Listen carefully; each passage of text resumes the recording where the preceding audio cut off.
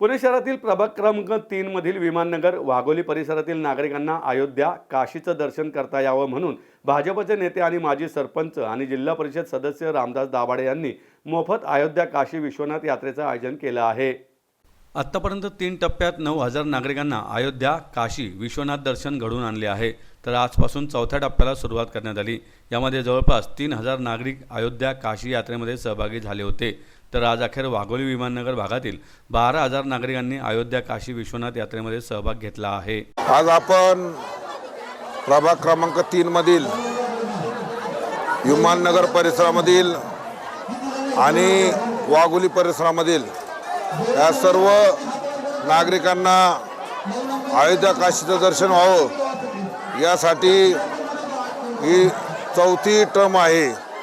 आणि या 4थ्या टप्प्यामध्ये खरं पाहायला गेलं तर सर्वच लोक ही सर्व आपण मध्यमवर्गीयांना अयोध्या काशीचं दर्शन घडावं।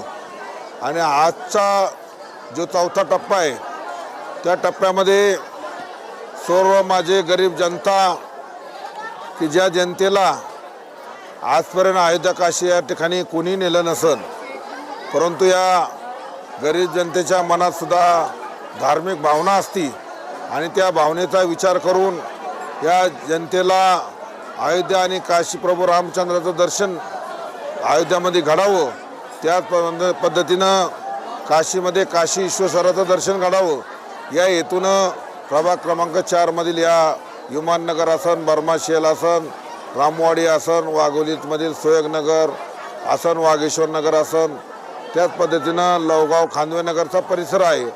या परिसराची जवळपास 2700 ते 3,000 लोक या अयोध्या काशी यात्रेसाठी आज जाणार आहे। आणि या जात असताना आत्तापर्यंत आम्ही 9,000चा टप्पा पूर्ण केला।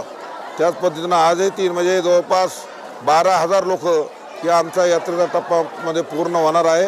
आणि यामध्ये सर्वांना यात्रा यशस्वी करण्यासाठी आमचे कार्यकर्ते बर्माशेलचे असन, यमुनानगरचे असन, रामवाडीचे असेल, त्याच पद्धतीनं संजय पारशील असन आणि वाघोलीचा वाघेश्वर नगरमधील कार्यकर्ते असतील, सोयगनगरमधील कार्यकर्ते असतील, त्याचप्रमाणे लवगावचा खांदवेनगरचा परिसराचे कार्यकर्ते असन, या सर्व कार्यकर्त्यांना यात्रेचे एक चांगल्या पद्धतीनं नियोजन केलेलं आहे। आणि ते नियोजन करत असताना एक माझ्या सर्व सहकारी आणि या स्वयंसेवकाच्या जीवावर आम्ही ही यात्रा यशस्वी करतो, त्याबद्दल मी माझ्या स्वयंसेवकाला कार्यकर्त्याला मनापासून धन्यवाद देतो की यात्रा यशस्वी करण्यासाठी त्यांनी चांगल्या प्रकारचे सहकार्य करतात। नागरिकांना काय आव्हान करतात ज्या प्रकारे तुम्ही खरं पाहायला गेलं तर प्रभाग क्रमांक 3 मधील नागरिकांना एवढंच आव्हान करीन की आपण अतिशय शांततेने पद्धतीनं देवदर्शनाला जायचे आणि देवदर्शनामध्ये ज्या आम्ही आयोजकांनी सूचना केल्या असन त्या सूचनेचं पालन सर्व आयोजकांनी करणं गरजेचं आहे। यात्रेबरोबर मी स्वतः बरोबर राहणार आहे। माझे सहकारी महेंद्र बाडळे असतील, सागर जाधव असतील, सुशील जाधव, हे सर्व माझी कार्यकर्त्यांची जी टीम आहे सहकाऱ्यांची, ती स्वतः टीम सुधीर बाडळे सकट सगळी ही टीम बरोबर राहणार आहे। आणि त्या टीमच्या माध्यमातून सगळ्या स्वयंसेवकाला वेगवेगळ्या प्रकारची सूचना केल्या आणि त्या सूचनेचं पालन करावं अशी सर्व यात्रेकरूंना आव्हान करतो।